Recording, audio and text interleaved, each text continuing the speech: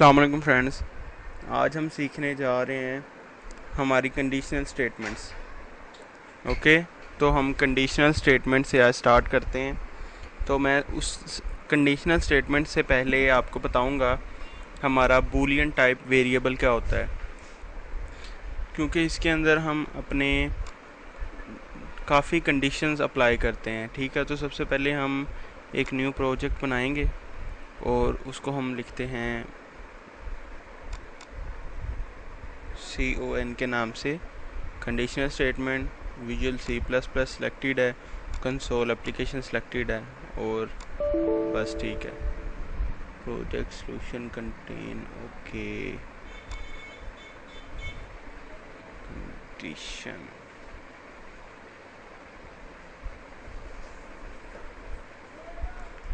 ठीक है, क्योंकि हमारा नेम पहले से ही इंक्लूड था तो हमें थोड़ा नेम चेंज करना पड़ा। ओके, तो हमारा ये प्रोजेक्ट बन गया है। तो जैसे कि मैंने पिछले ट्यूटोरियल के अंदर आपको ये कुछ चीज़ें बताई थी कि नेम स्पेस हमने अभी देखना नहीं है, ना क्लास प्रोग्राम, बस हमने वॉइड मेन के अंदर काम करना है, जो भी अपना काम करना है। ठीक है, सबसे पहले मैं एक बूलियन टाइप का वेरिएबल बनाता हूँ। ये होता क्या है, ये सिर्फ दो वैल्यू एक्सेप्ट करता है, ट्रू और फॉल्स। इसका मैं नाम रख देता हूँ पास। ठीक है, तो पास को मैं वैल्यू एक दे देता हूँ कि पास इक्वल टू ट्रू। सही है, तो अब मैं कहता हूँ कि अगर मैं पास हूँ एग्ज़ाम में तभी मुझे डिग्री मिले, अदरवाइज़ मुझे डिग्री नहीं मिलेगी। ठीक है ना। तो कंडीशंस कैसे हम बनाते हैं, कंडीशन दो तरीके से हम बनाते हैं। एक हम इफ़ यूज़ करते हैं, इफ़ के अंदर हम कोई ना कोई कंडीशन लिख देते हैं। सही है, और फिर इसकी आगे बॉडी होती है ये ब्रैकेट्स के अंदर। ठीक है, आप देखें कि ये, इसको मैं थोड़ा सा जूम इन करता हूँ ताकि आपको सही से नज़र आ जाए। सही है, तो इसकी मैं ये बॉडी है इफ़ की। इफ़ के अंदर मैं लिख देता हूँ, इफ़ के अंदर लिखता हूँ कि अगर मैं पास हूँ तो क्या करे, वो शो करवा दे स्क्रीन के ऊपर कि you are successfully pass the examination.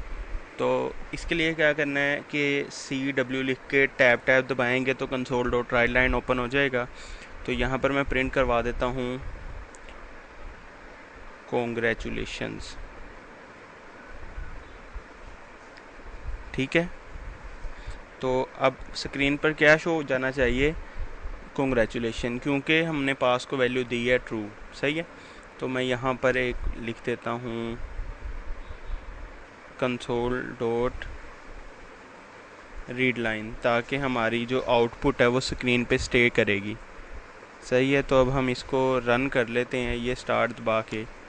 तो अब हमारी कॉन्ग्रेचुलेशन स्क्रीन पे शो होनी चाहिए और वो स्क्रीन पर स्टॉप करेगा इनपुट लेने के लिए ताकि हमारी आउटपुट स्टे करे। ठीक है, ये कॉन्ग्रेचुलेशन उसने प्रोवाइड कर दी। अब ये देखें, ये जो मैंने कंसोल डॉट रीड लाइन लिखा था, ये अब देख सकते हैं ये वाला, इस वजह से वो स्क्रीन के ऊपर स्टे किया हुआ है। अगर वो मैं ना लिखूँ तो वो स्क्रीन बंद कर देगा शो करवा के कॉन्ग्रेचुलेशन।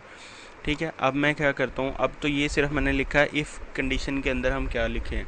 तो अगर वो फेल हो तो फिर भी मैं चाहता हूँ कि कुछ प्रिंट हो, तो उसके लिए मैं करूँगा कि एल्स लिख के, तो एल्स की हमारी एक बॉडी होगी, उसके अंदर भी हम CW टैब लिखेंगे। तो ये हम यहाँ पर लिख देते हैं फेल्ड। ठीक है, तो मैं लिख देता हूँ फेल्ड। ठीक हो गया, तो ये भी स्क्रीन के ऊपर शो होगा उस वक़्त जब मैं पास को यहाँ पर अपनी वैल्यू फॉल्स दे देता हूँ। सही है, तो मैंने पास को फॉल्स दे दी, तो अब इफ़ की बॉडी नहीं चलेगी, एल्स की बॉडी चलेगी। तो मैं इसको देख लेता हूँ स्क्रीन के ऊपर रन करके, तो देखें फेल्ड लिखा आ गया। तो अब ये हमारा एक कंडीशनल स्टेटमेंट है कि अगर इफ़ अकेला यूज़ करना हो तब भी कर सकते हैं। ठीक है, तो ये हमने सिर्फ एक बूल फंक्शन की मदद से किया है। अगर मैं चाहता हूँ कि अपना एक इंटीजर टाइप का वेरिएबल बनाऊँ तो उसके लिए मैं क्या करूँगा, मैं उसके लिए करता हूँ ये कि इसको तो मैं यहाँ पे लिख देता हूँ इंट टाइप का एक वेरिएबल होगा जो कि इंटीजर वैल्यू स्टोर करेगा। वो मैं ले लेता हूँ मार्क्स के नाम से। ठीक है, तो इसको एक मैं वैल्यू दे देता हूँ 40। ठीक है, और कंडीशन मेरी क्या होगी? कंडीशन मेरी यही होती है कि अगर मार्क्स 33 से कम है तो वो शो करे कॉन्ग्रेचुलेशन, और अगर 33 से बिलो हो तो फेल हो, अबव हो तो पास हो। ठीक है, तो मैं लिख देता हूँ इफ़ मार्क्स ग्रेटर देन 33 या इक्वल भी हों 33 तो वो फिर भी वो कॉन्ग्रेचुलेशन करे, एल्स में फेल करे। ठीक है, तो मैं स्टार्ट करता हूँ तो मुझे वो कॉन्ग्रेचुलेशन देगा। ठीक है, अब मैं इसके अंदर एक और चीज़ ऐड करता हूँ कि मार्क्स की वैल्यू तो मैं यहाँ पर दे रहा हूँ रन टाइम पे, कंपाइल टाइम पे दे रहा हूँ, मैं इसको रन टाइम पे देना चाहता हूँ। तो मैं क्या करूँगा, मार्क्स तो यहाँ पर मैं डिक्लेयर कर दूँगा, उसके बाद मैं जो नंबर की इनपुट लेनी है तो उसके लिए हमने क्या करना है, सबसे पहले अपना वेरिएबल का नाम लिखना है। ठीक है, वेरिएबल का नाम इक्वल टू, इसको पहले हमने कन्वर्ट करना है 32 में, कन्वर्ट डॉट टू इंट 32। सही है, इसमें करने के बाद यहाँ पर लिखना है कंसोल डॉट रीड लाइन। सही है, इसकी ब्रैकेट लगा के अब इसको हमने बंद कर देना है। सही है, तो अब ये क्या हमारा तरीका हुआ, ये हमारा तरीका है इंटीजर नंबर की इनपुट लेने के लिए। अब हमारा ये बूल हम यूज़ नहीं कर रहे, तो अब हम इसको ज़रा डिलीट कर देते हैं तो हमारे पास ज़रा स्पेस बच जाएगी।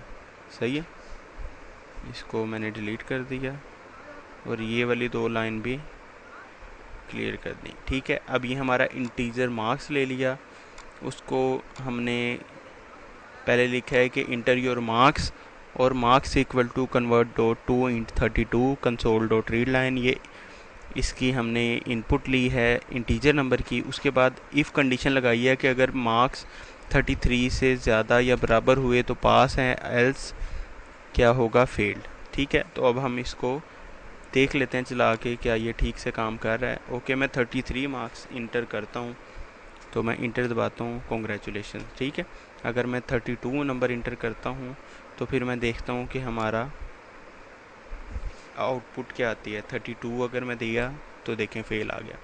सही है, तो आज हमने जाना कि हम अपनी कंडीशनल स्टेटमेंट कैसे यूज़ करते हैं। तो अब हम इसको सिर्फ इंटीजर या बूल के साथ नहीं, हम बाकी डाटा टाइप के साथ भी कर सकते हैं।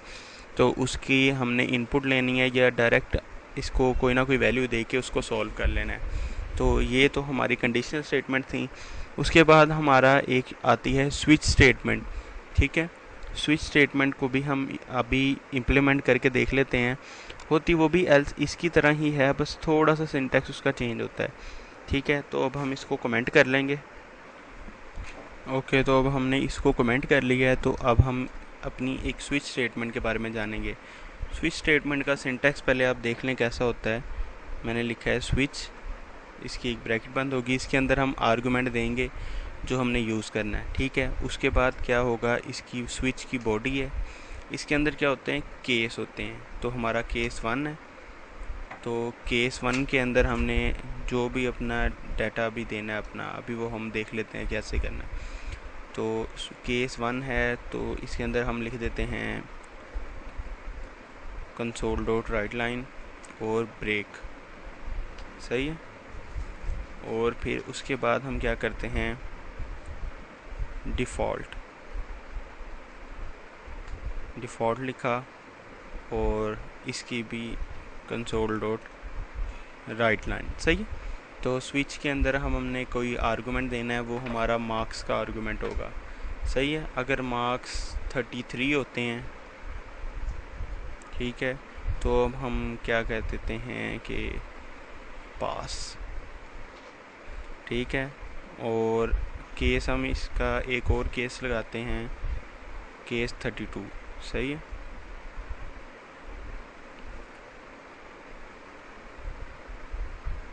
इसको हम पूरे को कॉपी कर लेते हैं, कंट्रोल C कंट्रोल V, यहाँ पर हम लिख देते हैं 32। सही है,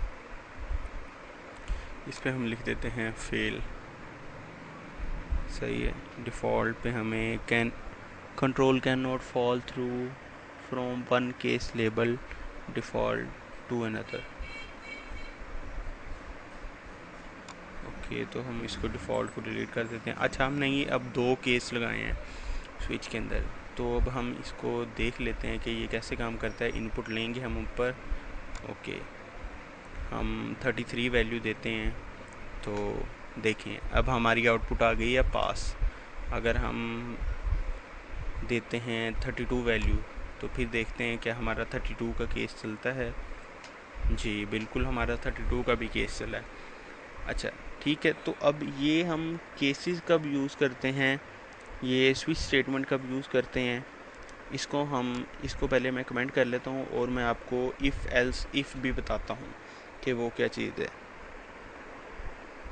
ये चीज़ हम तब अप्लाई करते हैं जब हमारी बहुत सी कंडीशंस हो सकती हैं, कि जैसे फ़र्ज़ करें ग्रेडिंग सिस्टम हमने बनाना है कि 90% पे ए ग्रेड हो, 80% पे बी ग्रेड हो, 70% पे सी हो, 60% पे डी ग्रेड हो। इस तरह हम केसेस लगा के केस लगाएंगे कि 90 और आउटपुट हम कर देंगे ए ग्रेड।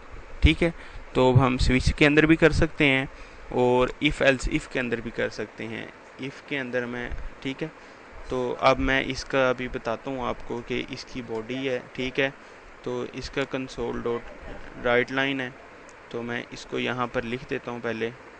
ठीक है, तो इसके मैं लिखता हूँ कि इफ़ मार्क्स ग्रेटर देन 89। ठीक है, 89 इसका मतलब है कि 89 से बड़े ही हों, 90 हों, 90 से 100 हों। ठीक है, तो इसके अंदर अगर हमारी 100 से ज़्यादा वैल्यू आई तब भी ये चल जाएगा। तो उसके लिए क्या करूँगा, उसके लिए मैं कहता हूँ एंड, ठीक है, ये भी हो एंड मार्क्स लेस देन 101। सही है, तो अब इसको कन्फ्यूजन थोड़ी दूर करने के लिए मैं इसको थोड़ा अच्छे से लिख देता हूँ। सही है, मार्क्स कम हों 100 से या 100 के बराबर हों या 90 के बराबर हों, ठीक है, या बड़े हों। तो ये हमारी एक कंडीशन हमने लगाई है। 32 bit signed integer error cannot convert lambda expression type bool because it is not a delegate type। ठीक है, ठीक हो गया। तो उसने कहा कि आप ऐसे ये साइन नहीं यूज़ कर सकते, हम ये साइन यूज़ करेंगे। सही है, तो हम उसको क्या कह देते हैं, ए ग्रेड। सही है, तो अब हमने अगर एक और कंडीशन लगानी है तो इफ़ लगाएंगे तो हमारा स्ट्रक्चर तो बड़ा अजीब सा हो जाएगा। तो अब हम इस पूरे को कॉपी करते हैं, पहले लिखते हैं एल्स स्पेस पेस्ट। सही है, अब मार्क्स हमारे क्या होंगे, 80 से 89 तक। सही है, ऐसे होंगे। तो ये क्या होगा, अब हमारा ग्रेड बी। सही हो गया, तो एंड पे हमारा एक और एल्स भी लगा सकते हैं।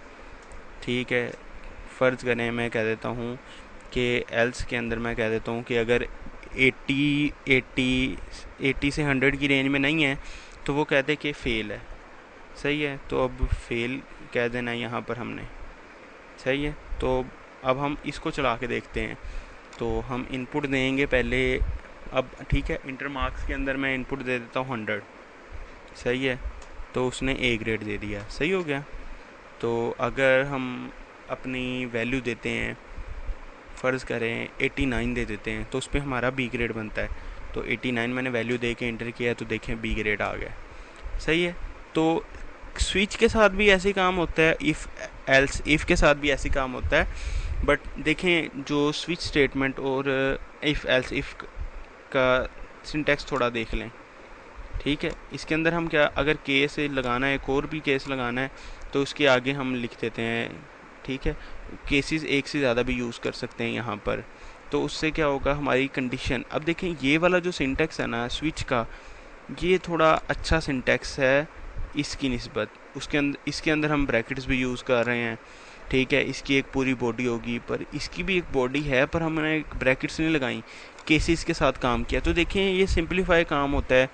स्विच के अंदर हमने मार्क्स देखें बार बार नहीं यूज़ किया, ये वाला हमने बस केस के अंदर वैल्यू लिख दी, उसने खुद ब खुद यहाँ से जो वैल्यू आएगी वो देख लेनी है।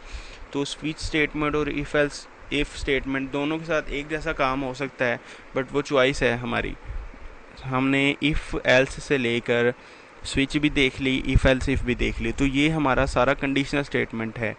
और हमारा फ़्लो कैसे होता है कंडीशंस का, अब देखिए मैंने पूरा ऊपर से ये वाला जो है ना कमेंट किया हुआ है। अब कमेंट की जो शॉर्टकट की होती है ना वो होती है कंट्रोल के और सी, कंट्रोल के प्लस सी, इन तीनों बटन को दबाएंगे ना जब, तभी वो कमेंट करता है, ठीक है। तो अब ये देखें, इसको मैंने कमेंट कर दिया तो वो क्या करेगा, सबसे पहले प्रोग्राम के अंदर आएगा, मेन फंक्शन को जब रन करेगा तो यहाँ से होता हुआ ये, अब देखें हम ये चीज़ें स्किप कर दी हैं, कमेंट कर दी हैं, तो इसको स्किप करता हुआ यहाँ पर आ जाएगा, तो ये वाली हमारी ये स्टेटमेंट को रन कर देगा। तो यहाँ तक हमारा आज का ट्यूटोरियल था कि इफ़ एल्स इफ़ कंडीशन को हम कैसे यूज़ करते हैं, किसी भी लॉजिक से हम कर सकते हैं। अगर इसके अंदर भी अगर आपको कोई कन्फ्यूजन हो तो मुझे ज़रूर बताइए। तब तक के लिए खुदा हाफिज़।